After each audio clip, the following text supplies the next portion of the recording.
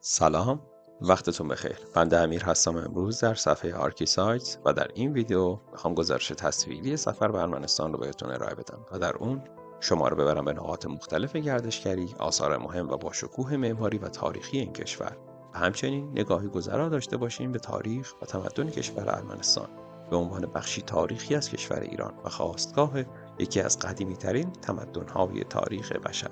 با ما همراه باشید.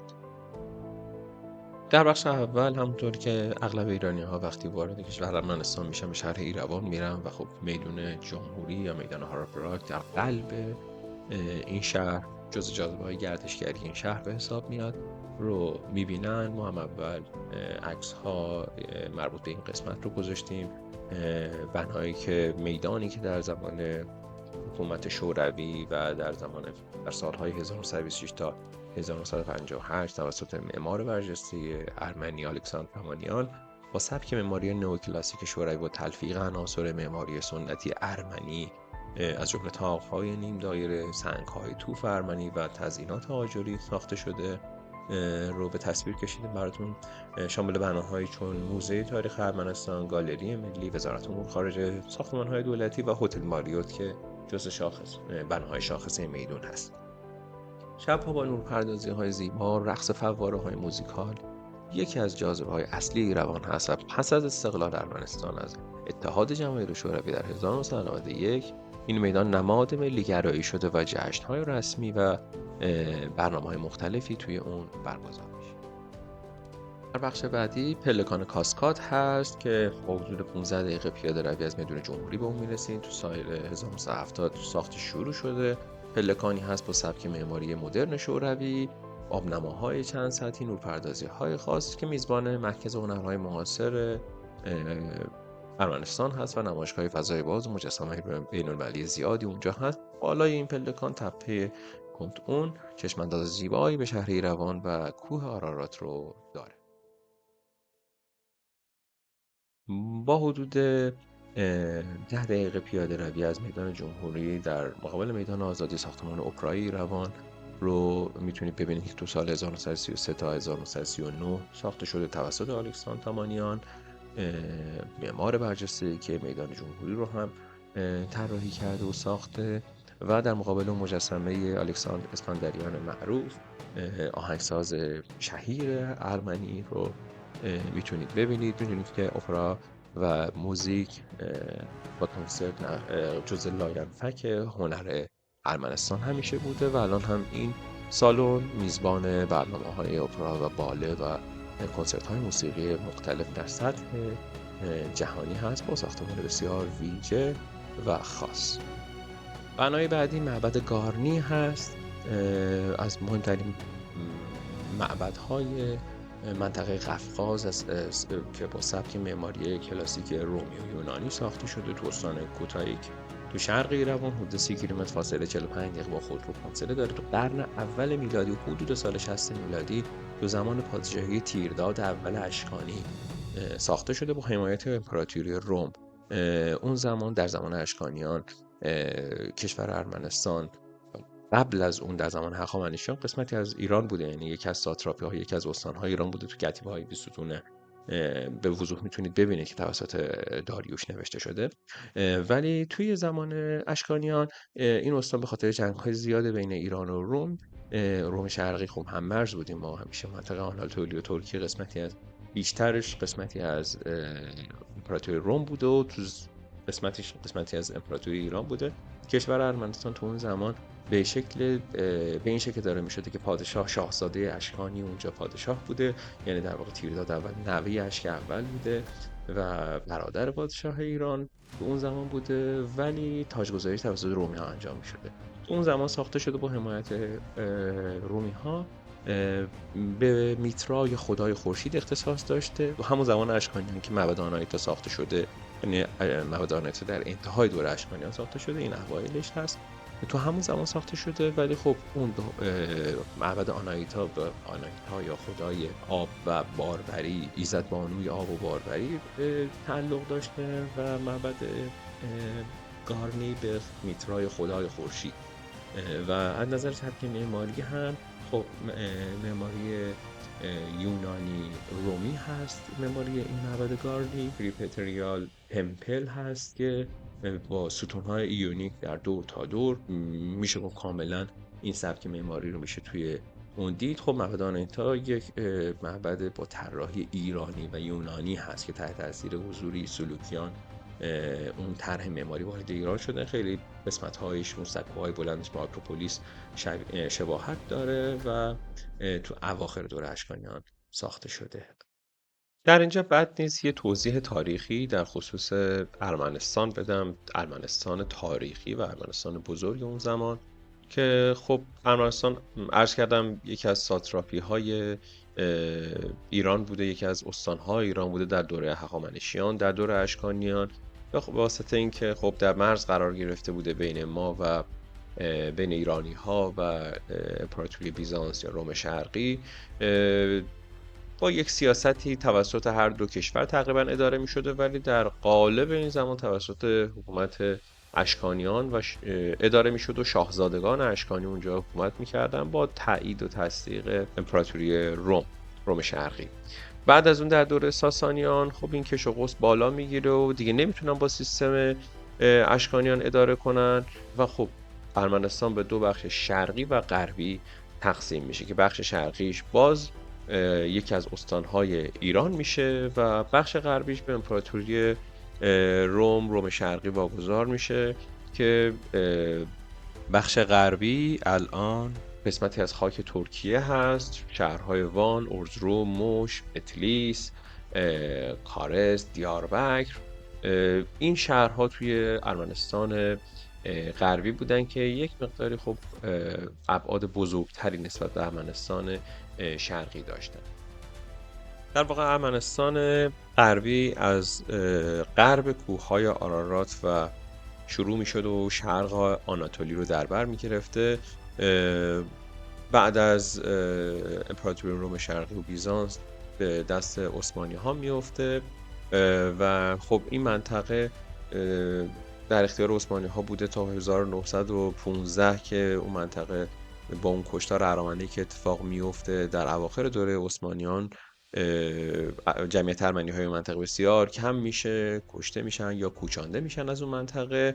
و در پایان جنگ جهانی اول که آتاتورک کشور ترکیه رو تأسیس میکنه تو 1923، تقریبا این سیاست ادامه پیدا میکنه و طرح ترک نشین سازی اون منطقه شرق ترکیه امروزی با کوچاندن اقوام ترک از مناطق مختلف و حتی کشورهای مختلف به اون منطقه ادامه پیدا میکنه و منطقه از حضور ارمنی ها خالی میشه. بنای بعدی ما صومعه کغارد هست تو دره رود آزاد نزدیکی گارنی و در استان کوتایک هست. این هم فاصله حدود 40 کیلومتر از ایروان داره. 1 ساعت با خود رو میشه رفت. ساخت اولیه اون قرن 4 میلادی بوده. بازسازی و توسعه در قرون 12 و 13 توسط خاندان زاکارید اتفاق افتاده. سبک معماری سنگ تراش ارمنی هست با کلیسا های کنده شده در دل کوه و تزیینات حجاری شده پیچیده که بسیار خاص کرده این صومعه رو. نام کغارد هم برگرفته از نیزه مقدسی هست که گفته میشه در پهلوی حضرت مسیح زده شده. مجموعه در سال 2000 به عنوان میراث جهانی یونسکو ثبت شده. مکان بعدی روستای گوش هست در استان تاوش شمال شرق ارمنستان. فاصله اون از ایروان حدود 125 کیلومتر است، یعنی 2.5 تا 3 ساعت با خودرو. محل زندگی و تولد مخیتار گوش، متفکر، حقوقدان و نویسنده قرن 12 میلادی ارمنستان. روستای کوهستانی با طبیعتی سرسبز، آرامبخش و محل استقرار صومعه گوشاوانگ. از نظر معماری این روستا شباهت زیادی به برخی روستاهای کوهستانی ایران داره. صومعه گوشاوانگ در دل روستای گوش هست در استان تاوش. تو قرن 12 و 13 میلادی ساخته شده و جایگزین صومعه نورگتیک هست که بر اثر زلزله ویران شده بود.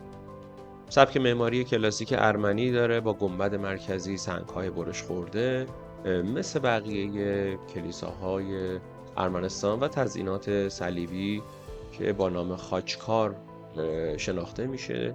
تزیینات صلیبی خاصی هست که روی سنگ‌ها به شکل کتیبه حجاری میشه و جزء نمادهای ملی مذهبی کشور ارمنستان هست.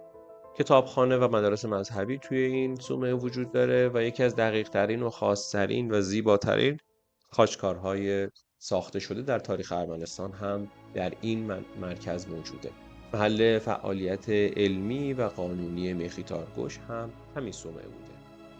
منطقه بعدی صومعه آقپات هست در استان لوری، شمال ارمنستان، در نزدیکی شهر آلاوردی.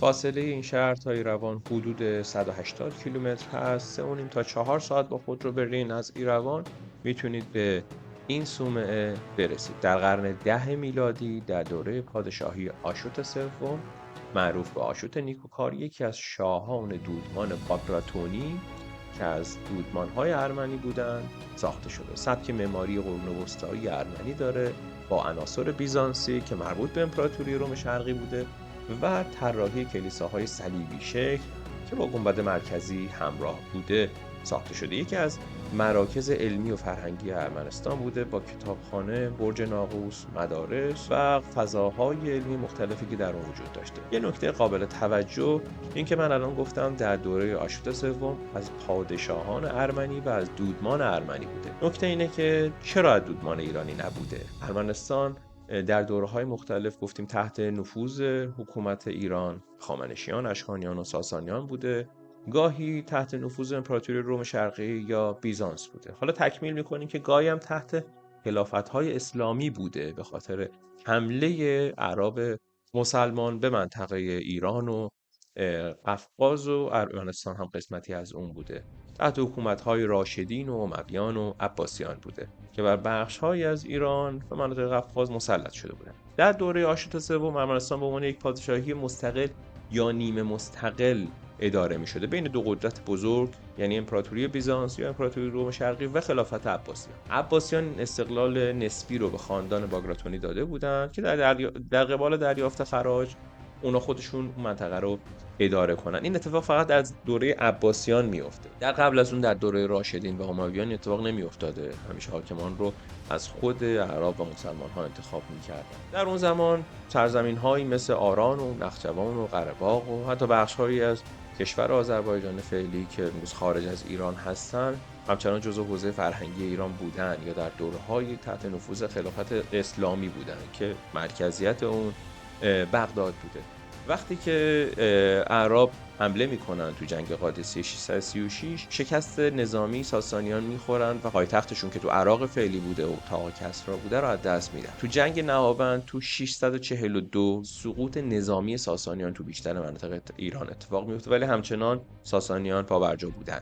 651 پایان رسمی شاهنشاهی ساسانی اتفاق میفته، یعنی یه چیز نزدیک به 20 سال، کمتر از 20 سال البته طول میکشه که حکومت ساسانیان به شکل کامل از بین برن و کامل اعراب بر بیشتر مناطق ایران مسلط بشن. بازم میگم بیشتر مناطق، نه کل مناطق. یزدگرد سوم توی منطقه مرو خراسان به قتل میرسه و خب سلسله ساسانیان به پایان میرسه.